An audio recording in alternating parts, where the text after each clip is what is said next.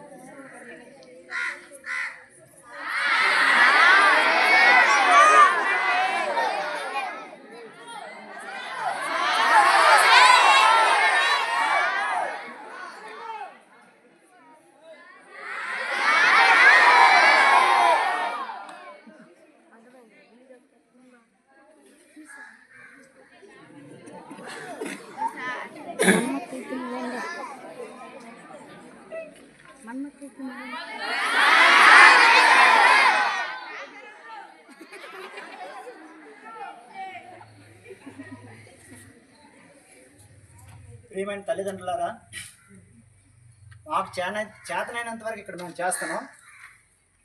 మీ పిల్లల్ని మీరు కనీసం కంట్రోల్ పెట్టకపోతే మీ స్కూల్కి పంపించడం వృధా అవుతుంది.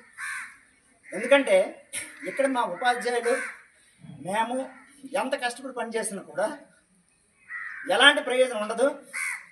మీరు మీ పిల్లల్ని అదుపులో పెట్టుకోకపోతే మీరు పాఠశాలకు పంపించడం వృధా అవుతుంది. ఇది మైండ్లో పెట్టుకుని మీరందరూ కూడా మీ పిల్లల్ని చదువు కోసం పంపిస్తే శ్రద్ధగా ఇంటి దగ్గర చదివించండి.